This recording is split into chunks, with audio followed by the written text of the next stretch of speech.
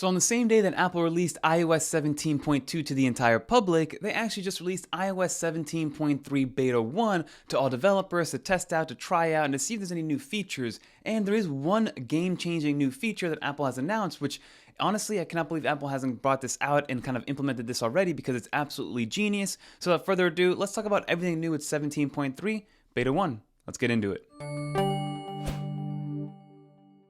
Alright everyone, so let's hop right into this video, and the first thing I like to do is see exactly how big this update was, and you can see by the look of this update, it is 6.39 gigs, so this is a larger update. Normally they're 3 to 5 gigs max, so this is one of the larger ones that I've seen, so give yourself at least 10 to 12 gigabytes of open storage to make sure that this gets installed and installed correctly. And the next thing I like to do is actually look at the build numbers. So if we go into the About section, we can actually see that we're on 17.321D 5026F. So this is Beta 1, which means that final lowercase moniker is going to be the farthest away. So as we get closer with Beta 2, Beta 3, and then the final RC edition, we should eventually get rid of that going down to D, C, B, and A. And then keep in mind, since we are only a couple weeks away from the new year, this 17.3 update to the public will not release for at least until the end of January, just something to consider. But to get right into what's new with this update, Apple announced one of the biggest things that they've announced in a very long time from a security standpoint. It's going to affect a lot of people in a positive way.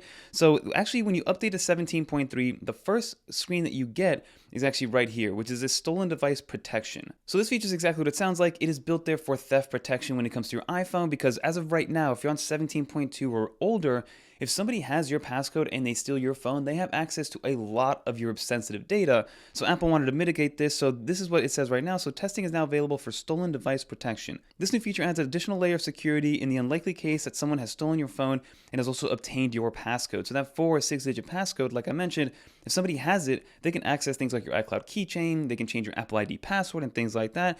So it says accessing your saved passwords requires Face ID to be sure that it's you. Also, changing sensitive settings like your Apple ID password is protected by a security delay. And also, no delay is required when the iPhone is at a familiar location, such as your home or at work. So Apple, over time, with all these beta updates, for instance, they were able to kind of indicate and find out exactly where you are most of the time. So most people are either at home or they commute to a certain location for work. So those are familiar locations that Apple's going to be using for this. So let me show you how this works. So if you go into your settings and you scroll down to where it says Face ID and passcode, and then you scroll down to where it says stolen device protection. There is a little blurb right here that lets you know exactly what it is.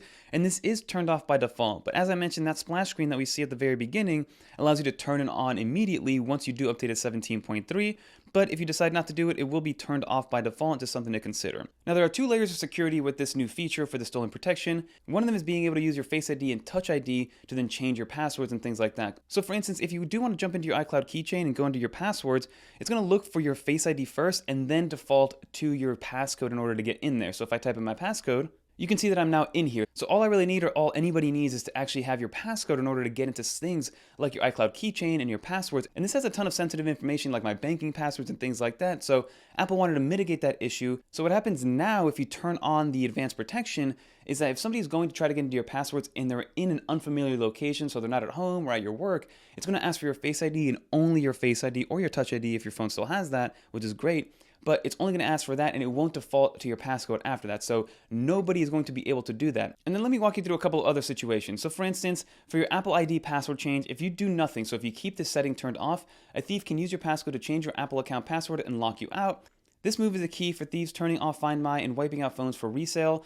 Since you, the iPhone's owner, doesn't have to change the Apple ID password, you can't immediately locate your iPhone or remotely wipe its data, which is very unfortunate. So this has happened on occasion. And then with stolen device protection turned on, if you want to change your Apple ID password when you're away from a familiar location, the device is going to require your Face ID or your Touch ID. It will then implement a 1 hour long delay before you can perform that action. After that hour has passed, you will then have to reconfirm with another Face ID or Touch ID scan, only to then be able to change your password. So Apple's kind of adding multiple layers of security if you are away from a familiar location in order to get that done. Same thing applies to security settings. So a thief can use your passcode to enable what is called recovery key. Apple designed the setting to protect users from their online hackers, but if the thief adds a recovery key, you can't reset your Apple ID password with your phone number or email. So this is if you have the actual security setting turned off. So with the stolen device protection turned on in this situation, as with changing the Apple ID password, enabling or changing the recovery key or trusted phone number will require 2 biometric scans in an hour apart. So Apple is using this in a bunch of different situations.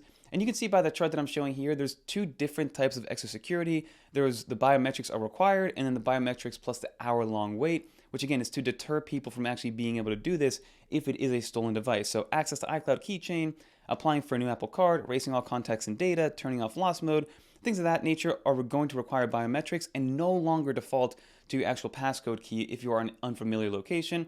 And then things that are even more sensitive, like enabling a recovery key, changing your Apple ID password, is going to require a biometric scan plus an hour-long wait and then another biometric scan, which I'm a huge fan of this. Kudos to Apple for implementing this because it's absolutely amazing.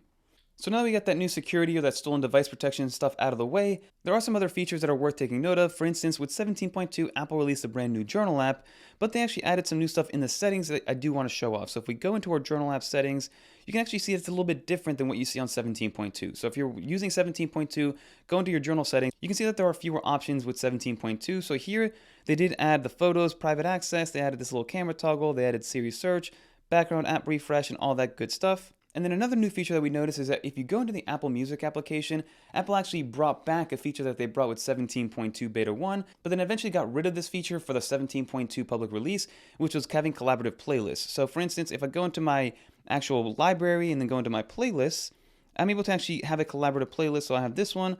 All I have to do is go up here and it even shows you right there. So collaborate on this playlist, press this button up here, and then I'm able to invite other people to start a collaboration, and I can approve those collaborators, start that collaboration, and then I can invite as many Apple ID users as I would like, or Apple Music users, onto this playlist so they can actually add to it, edit it, kind of change it up, add whatever they want, which is great to see. So I'm all for collaborative applications and collaborative features in applications.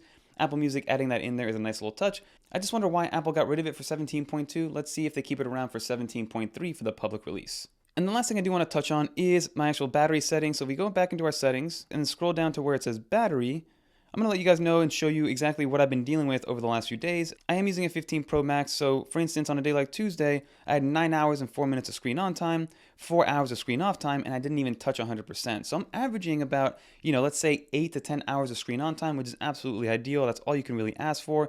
On a day like this one, we had 10 and a half hours of screen on time at 125% charge. So that day, probably averaging about 8.5 hours on 100% charge. So overall, battery performance has been better over time since the 17.2 update, and I was rocking the betas as well, so something to consider. I know a lot of people were hating on the iPhone 15 and 15 Pro Max in terms of battery life because it wasn't as good as, let's say, something like the 13, because I still think the iPhone 13 Pro Max was the absolute king of battery life, and it still will be, but the 15 Pro Max is starting to get there because of new improved software implementations and efficiencies. But that is going to do it for this video. Let's get out of here and finish it up.